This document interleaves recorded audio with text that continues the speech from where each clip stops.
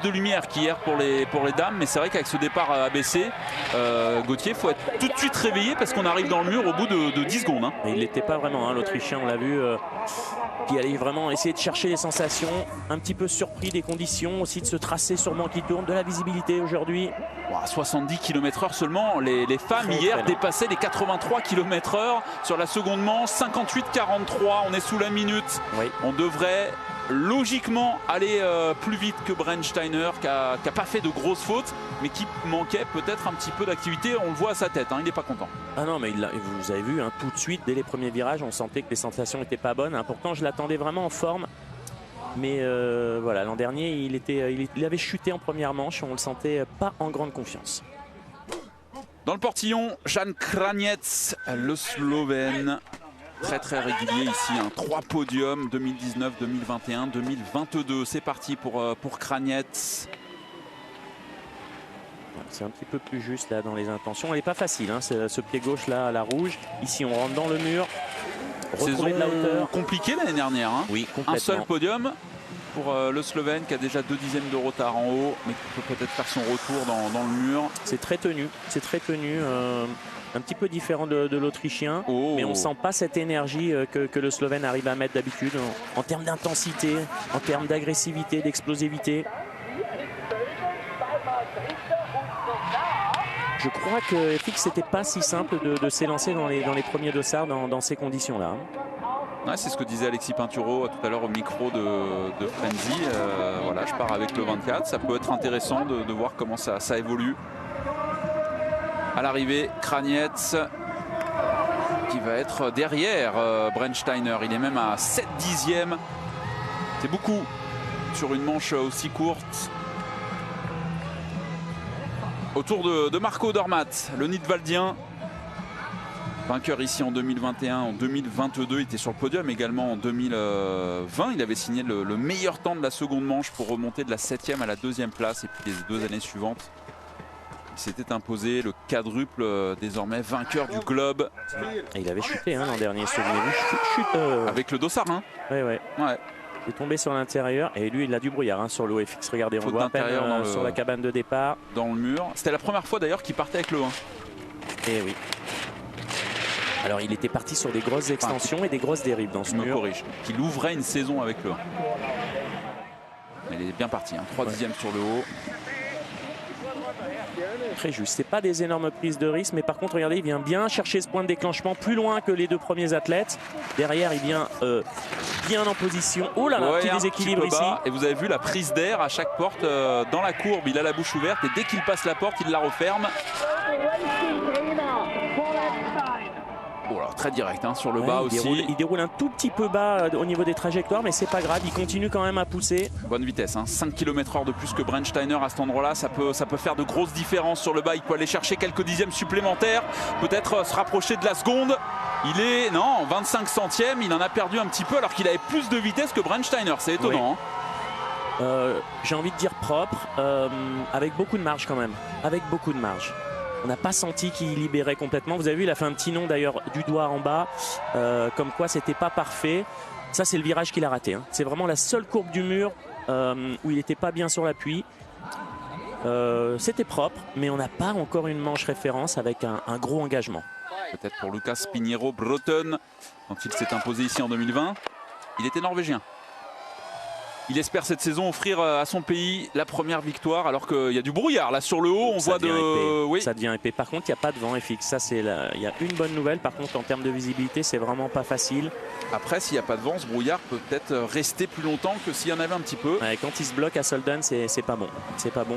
On a eu, je me souviens, des deuxièmes manches annulées à cause de ce brouillard qui reste coincé sur le glacier du Rettenbach. Plus de marge pour le Norvégien au niveau des entrées de courbe. Vous avez vu, beaucoup plus haut en trajectoire. Et quelques dérives, notamment du côté droit où il vient un tout petit peu trop jeter ses talons. Oh, la shot d'intérieur. Elle est pas belle. Et c'est un abandon pour Lucas Pinheiro Breton. Et oui, il a commencé à faire des dérives sur le bas, un petit peu avec la fatigue, avec la pression. Il s'est mis à jeter un petit peu trop les skis. Et ça a été fatal. Il y avait une stat assez dingue avec Broughton ici à Zolden en 2019, en 2021, en 2024. Il a à chaque fois signé le meilleur temps de la seconde manche. Et ben, il devra attendre encore une saison parce que ça ne sera pas possible cet hiver. Abandon sous les yeux de son papa de Lucas Pinheiro Broughton, le Brésilien. Premier abandon du jour. Autour de Thomas Tummler de se balancer sur ce glacier du Rettenbach. Marco, wie ist oben die Sicht? Du siehst ganz oben noch, man ist circa ein bisschen einer, aber... Ouais, vous ne pouvez pas voir tout le tracé jusqu'au bas, mais ça va. Ouais, c'est quand même la visibilité, elle a déjà évolué hein, après les 3 premiers coureurs. Thomas Tummler est bien présent, on parlera des absents dans quelques instants. C'est parti pour... Oula, ça c'est pas bon signe. J'espère qu'on va vite le retrouver. Est-ce qu'il est sorti? Étonnant, le chrono qui se poursuit. Voilà. Ouais, ça doit être épais hein, pour que la réalisation ne nous le montre pas sur les 20 premières secondes. Il n'a pas un bon grip là. Oh là, il a eu 3 portes très difficiles, ça va mieux. Ça va mieux. Mais alors les 3 portes où on l'a vu apparaître. Des petites glissades hein, sur les pieds droits là. Ouais, là encore. Là, attention la faute d'intérieur ici, c'est pas bon avant la transition. Bon, sur les plats. Ah mais là regardez, moins de 70 km/h. Non mais quand même il va le payer par rapport à Odermatt, c'est pas possible. Faire une faute d'intérieur là sur cette liaison. Ouais, mais Odermatt n'a pas été surbrillant hein, sur le bas. Ça le met à combien? 58 centièmes. Thomas Tummler. Souci de chrono là pour la réalisation. Ouais, du coup, combien il repère? Il repère que 20 centièmes sur Odermatt. Oui, sur le bas, c'est vrai que c'est étonnant. Non mais Odermatt a pas... Il s'est passé quelque chose hein, pour Odermatt dans la dernière section. Il était à 75 km/h. Et pourtant, il n'a pas fait une grande différence sur... Il a même perdu du temps sur Brent Steiner. Autour d'Henrik Kristoffersen. Sur le podium ici, 2022-2024.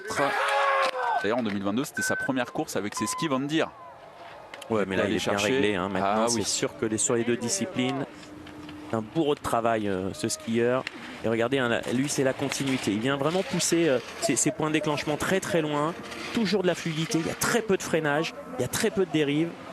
Et lui aussi, on l'a perdu sur le haut. On va le retrouver. Voilà, il arrive en haut du mur.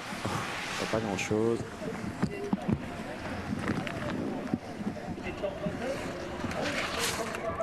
La banane. Ça se passe bien, mais est-ce qu'il y a de la vitesse? Il y a de l'engagement. Il y a de l'engagement en termes de vitesse. J'ai du mal à juger. On n'a pas vu grand-chose non plus de son mur. 7 dixièmes, c'est beaucoup.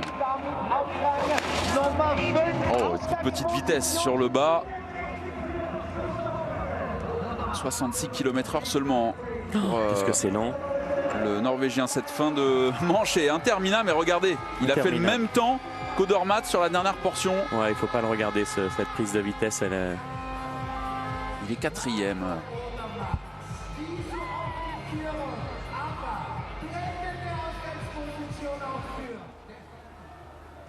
Allez mon gars, allez.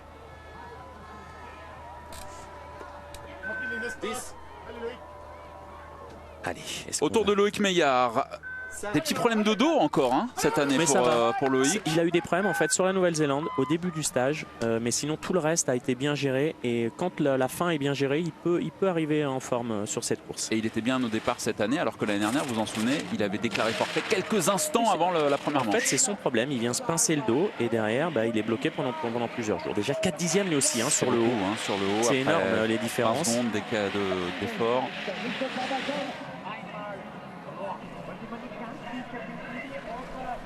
Aucun podium pour lui ici, des podiums en géant il y en a beaucoup hein. 13, c'est sa discipline forte, même s'il est désormais champion du monde de slalom.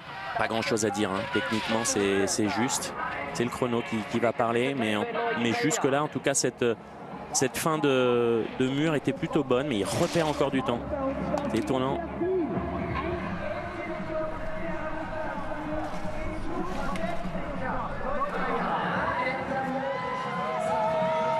Il en reprend quand même. Il reprend lui aussi du temps sur le bas.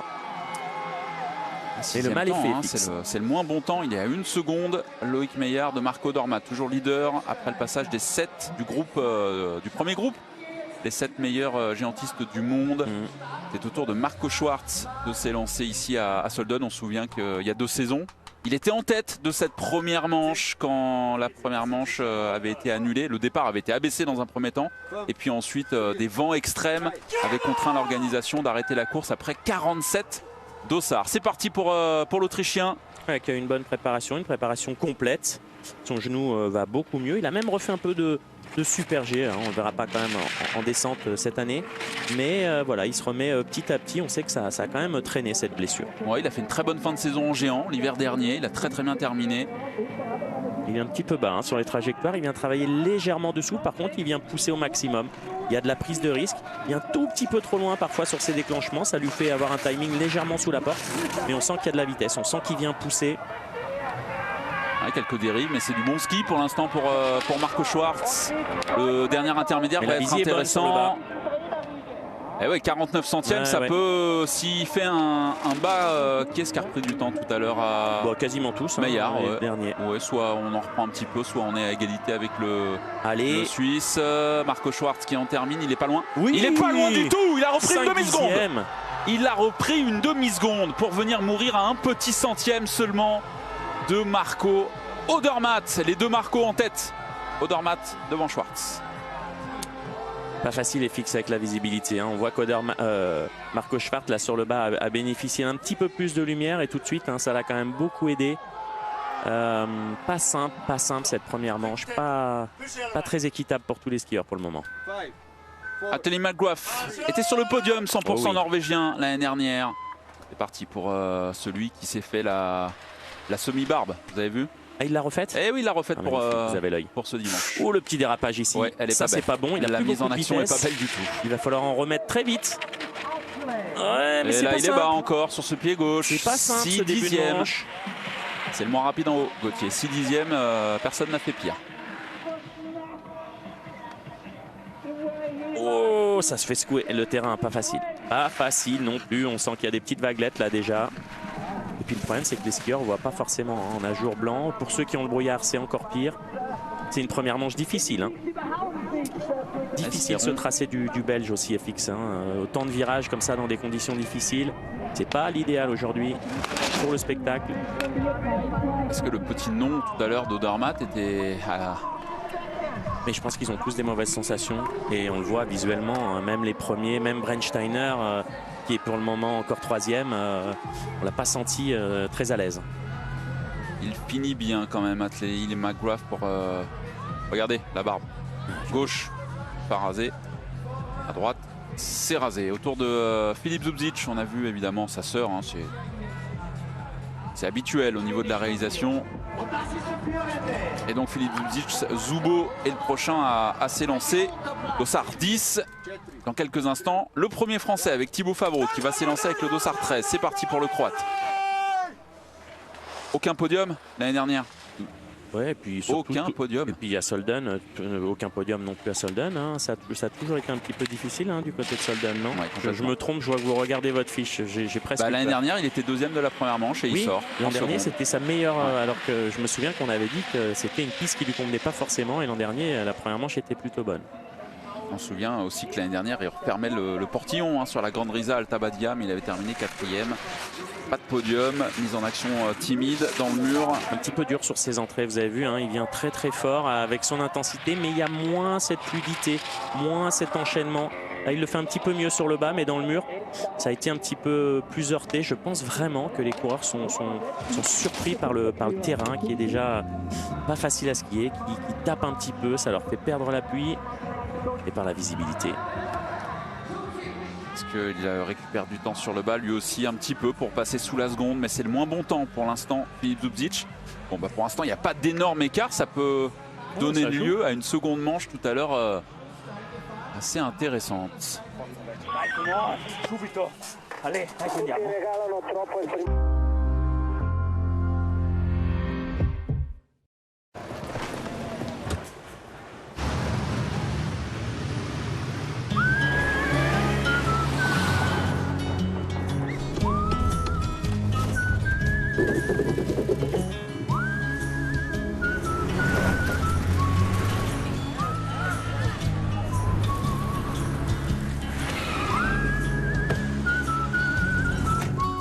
No one knows Asia like we do. DHL.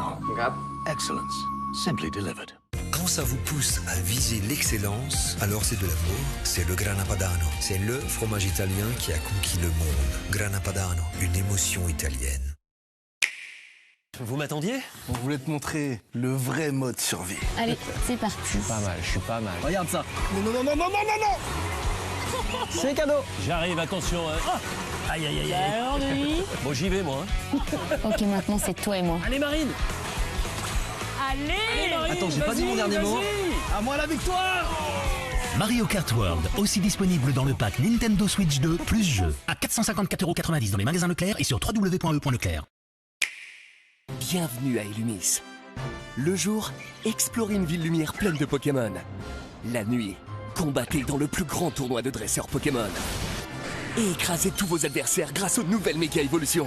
Légende Pokémon Zeta, déjà disponible sur Nintendo Switch et Nintendo Switch 2. Jeu Nintendo Switch dans les magasins Leclerc et sur www.e.leclerc à 44,16 €.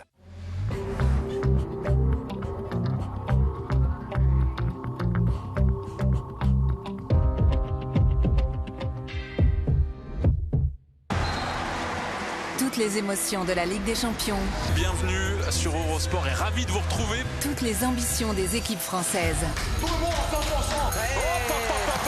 100%. Le meilleur du handball, semaine après semaine. Et ça, c'est peut-être l'arrêt de la victoire. Votre série à grand suspense jusqu'au Final Four. Aujourd'hui, iCast reçoit Brest, live sur Eurosport, disponible sur HBO Max. Le champion du monde de la discipline, Raphaël Hazer, c'était à Salbar. Lui qui n'a jamais fait mieux que 7e en Coupe du Monde. Il faut être là les jours J. Il l'a montré en allant chercher aussi la médaille d'argent sur le Super G. C'est parti pour Raphaël Hazer qui a changé de matériel. Désormais des atomiques au pied. Exactement, je l'ai rencontré cet été. Il m'a dit j'avais envie de changer. J'ai testé. Je me suis dit pourquoi pas. Et voilà, c'est bizarre quand même qu'un champion du monde. Il avait envie de changer ou la marque sur laquelle il était. Mais il a été convaincu. Et quand il a fait les tests et puis derrière il s'est dit tiens pourquoi pas. Mais c'était pas son intention première. Le frère de Ricarda Hazer, on a vu le papa René dans les tribunes. Compliqué hein. Vous avez vu ce mur là, toutes les entrées. Cette manche est compliquée à tous les niveaux Gauthier. Ouais mais c'est dur aussi pour les sensations des skieurs parce que là Raphaël Hazer il va arriver en bas, il a senti qu'il a été en galère tout le long. Le ski a pas très bien fonctionné sur les entrées de courbe. La visibilité était terrible. Et le plaisir est minimaliste. Il n'y a pas de plaisir là. Non, il n'y en a pas. 12e. La déception, il est là son papa, René Hazer. La présidente de la fédération qui a quand même le sourire. Hier, Yulia Shaib a parfaitement lancé. Ça faisait combien d'années de disette là 2016, je crois que ça faisait 79 géants. Où l'Autriche attendait une victoire chez les dames. Voilà, ils ont trouvé leur héroïne. Allez, Léo Angno peut être un héros tricolore, un héros français cet hiver. C'est l'homme en forme. Il est le plus rapide aux entraînements. Allez, tout s'est bien passé. C'est parti pour le skieur de la Clusaz. Voilà, tout de suite dans l'intensité, c'est bien ça. Allez, les intentions un petit peu tendu à notre micro tout à l'heure, mais sur les skis, il peut se libérer. Allez, c'est parti.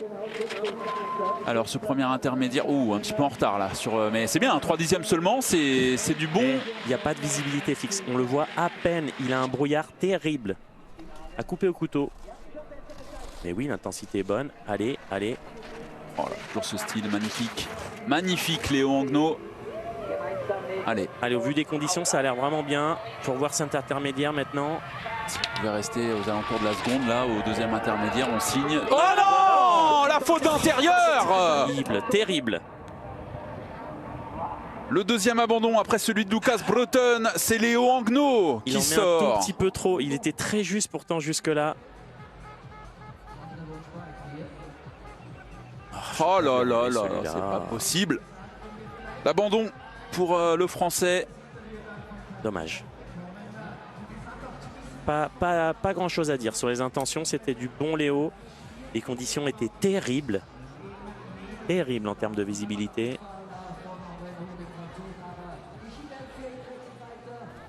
Il y a plusieurs fan clubs qui se sont déplacés, notamment le fan club des Aravis.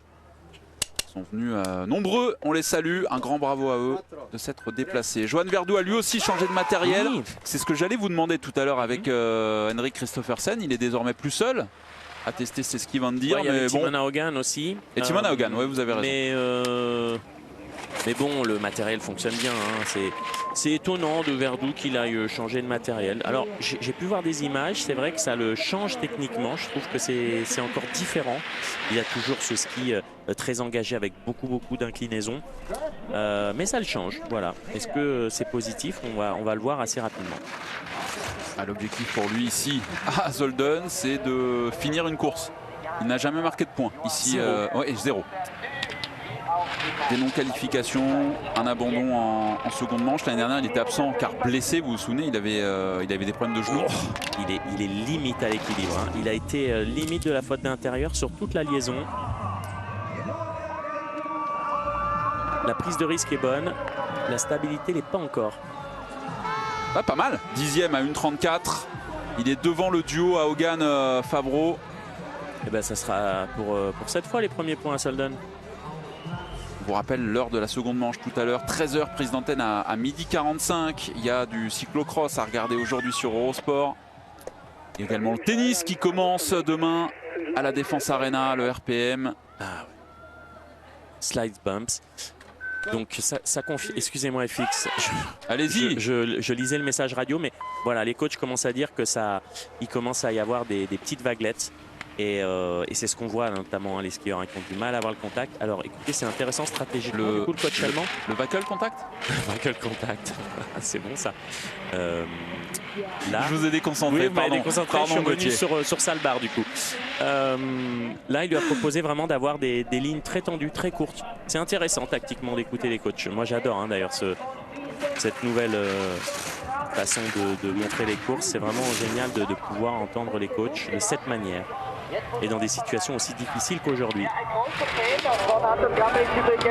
Anton Gramel est à l'œuvre. Quelle fin de saison l'année dernière pour l'Allemand. 10e des 2 dernières courses, 10e également au final, donc à Sun Valley. Et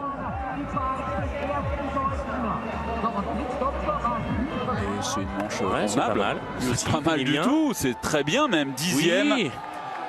Est-ce que les conditions s'améliorent? On a vu Verdoux intégrer le top 10 avant d'être sorti par Gramel. En tout cas, elles ne sont pas équitables, ça c'est certain. Hein, quand on voit Léo dans quelles conditions il s'est lancé aujourd'hui.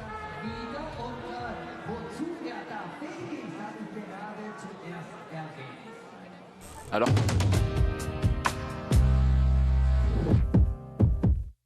everything is set for freedom and joy.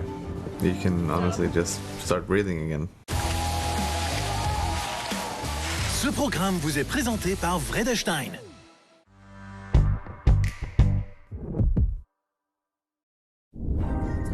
This December, triathlon takes over Lusail. The final stop on the T100 race to Qatar. Stunning landscapes, iconic landmarks, a world-class stage. The ultimate pros and elite age groupers go all in. For glory, for history, for the T100 Triathlon World Championship. Vous m'attendiez? On voulait te montrer le vrai mode survie. Allez, c'est parti. Je suis pas mal. Regarde ça. Non. C'est cadeau. J'arrive, attention. Aïe. Alors, Denis? Bon, j'y vais, moi. Ok, maintenant, c'est toi et moi. Allez, Marine. Allez Marine. Attends, j'ai pas dit mon dernier mot. À moi la victoire. Mario Kart World, aussi disponible dans le pack Nintendo Switch 2 plus jeu, à 454,90 € dans les magasins Leclerc et sur www.e.leclerc. Idealo compare les prix en ligne pour vous. Comme par exemple des baskets. Téléchargez l'application ou rendez-vous sur idealo.fr. Tout ce qui vous fait rêver, enfin réuni. Des tenders, des frites et une sauce fromagère dans une tortilla, le Crispy Tacos débarque chez KFC.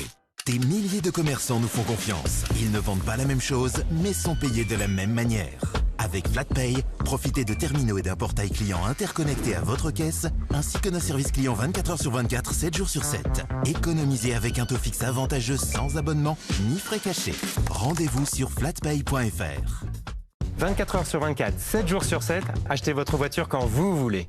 Grâce à Auto Hero, acheter une voiture est enfin facile. Choisissez la voiture de vos rêves et vous la récupérez près de chez vous. Ou bien recevez-la directement chez vous. Acheter une voiture devient enfin un plaisir. Trouvez votre voiture chez Auto Hero.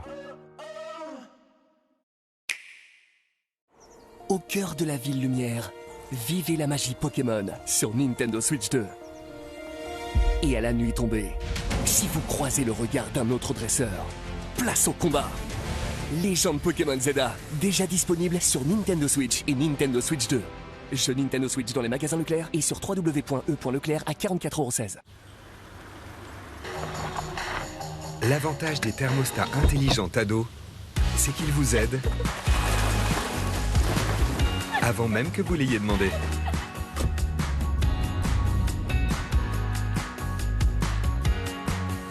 Trouvez le vôtre sur tado.com. Trop d'affaires de sport? Aucun problème, on est tous passés par là. Fais de la place, gagne de l'argent et vends tout ça sur Bicycle avec une mise en ligne rapide, gratuite et des millions d'acheteurs. Commence à vendre sur Bicycle dès aujourd'hui.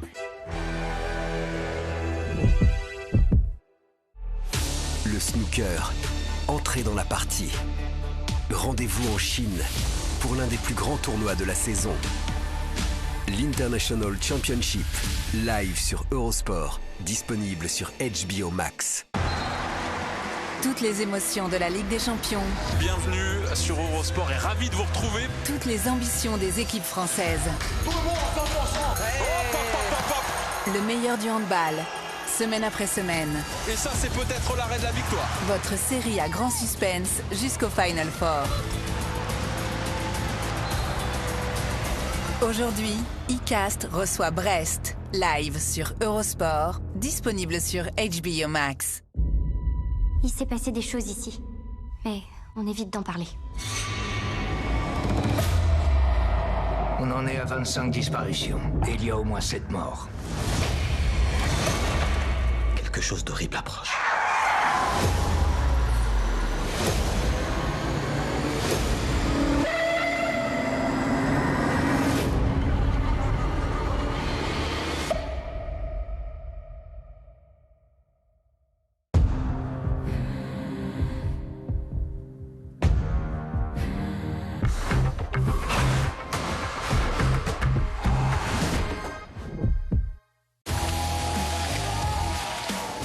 Ce programme vous est présenté par Vredestein. Everything is set for freedom and joy. You can honestly just start breathing again.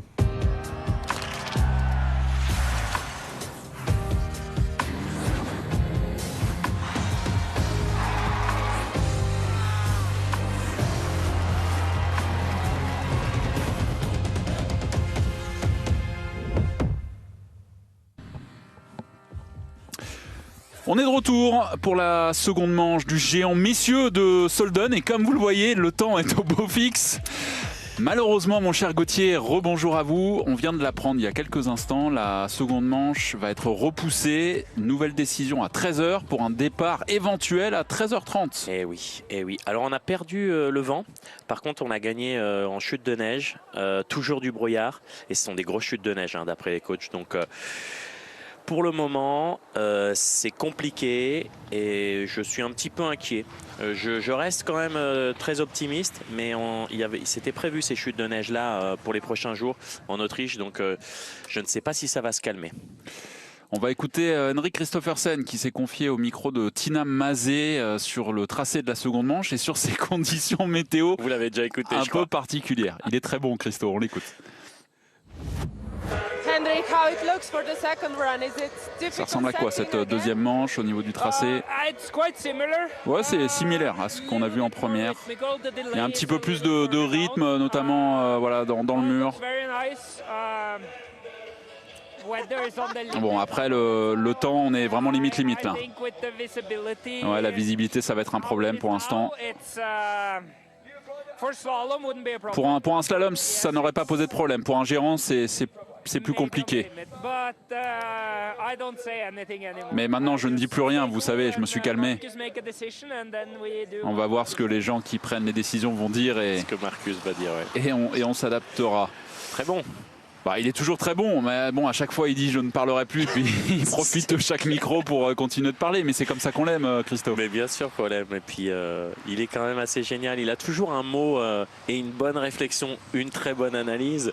Voilà, de temps en temps il en dit un petit peu trop, mais c'est bien, il en faut des Kristoffersen sur le circuit. On va revoir ce qui s'est passé, en tout cas pour les trois premiers, Gauthier, les trois premiers qui se tiennent en 25 centièmes, puisque Stefan Brennsteiner, qui s'est lancé le premier, a signé le 3e temps dans un ski. Pourquoi vous rigolez? Parce que quand on l'a vu passer, non, on était raccord. Gauthier, moi je suis solidaire avec vous à chaque fois. On a dit la même chose quand on l'a vu passer. Brennsteiner, on s'est dit waouh, ça va être compliqué pour lui. Finalement, il est 3e de la première manche. On ne le voyait pas éliminé, hein, loin de là, mais il joue quand même la gagne. C'était l'avantage du Dossard. Les Autrichiens qui ont fait un beau tirage. Vous avez vu Dossard 1 de la première série et le 8, premier Dossard de la deuxième série pour Schwartzy. Bon. Je pense que Blackie, pardon. Ouais, parce que Schwartzy, c'est un acteur. Non, les Autrichiens Blackie qui a très bien skié. C'est l'une des plus belles manches qu'il ait réalisées depuis un bon moment. Et puis Odermatt, toujours là, avec beaucoup de marge, avec beaucoup de gestion. Il l'a dit dans ses interviews. Clairement, il n'est pas à 100%, donc il a 15 centièmes d'avance. Maintenant, il y a encore un gros potentiel sur cette deuxième. Oui, 1 centième d'avance entre les deux Marco Odermatt et Marco Schwarz. Marco Schwarz qui partait avec le Dossard 3, qui avait une bonne vitesse sur le bas, qui finalement a pas été loin de là le meilleur dans la dernière portion. Il laisse la porte ouverte à Schwarz, à Brennsteiner ou encore à Tumler qui est à 6 dixièmes. Il prend 48 centièmes par Blackie, c'est beaucoup, on l'a pas vu, on a re-regardé ensemble les fixes et d'ailleurs c'est délicat de l'analyser, comment il a perdu autant sur une portion ou un secteur où d'habitude il est plutôt très performant, donc beaucoup de choses encore à améliorer pour le Suisse, mais voilà, tout le monde n'a pas dit son dernier mot. On sait qu'ici la première manche on se regarde un peu encore plus ici, et FX je précise bien, cette première manche a été chaotique, on a eu des conditions très changeantes, pas très équitables pour tous les skieurs.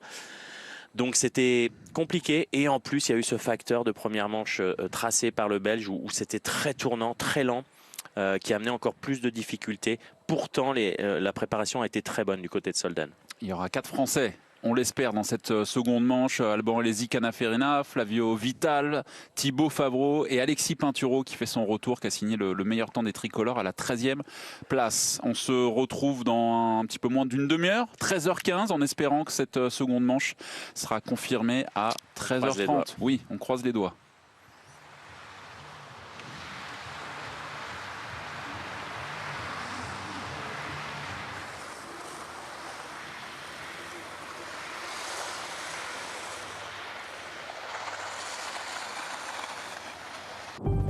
Plus que 100 jours avant Milan Cortina 2026. Pour l'événement, profitez d'une soirée spéciale. Avec Athletes to Watch, les stars de l'hiver confient leurs rêves et leurs sacrifices. I think success is never something that comes quickly. Et dans le premier épisode de Monument, découvrez comment Cortina d'Ampezzo a construit sa légende. Mercredi, plus que 100 jours, sur Eurosport 2, disponible sur HBO Max. Nochmal herzlichen Dank für deine 32 Jahre als Rennleiter da. Das ist dein letzter Event da. Nochmal herzlichen Dank von uns alle. Gell? Und jetzt machen wir ein sauberes Rennen. Bin ich einverstanden. Alles bereit, können wir pünktlich starten. Marcos, TV is ready. Wish you a good race. Yeah. Wallner qui a dit tout est OK pour le lancement de cette première manche. Ouais, comme depuis je sais plus combien d'années il a dit tout va bien ici.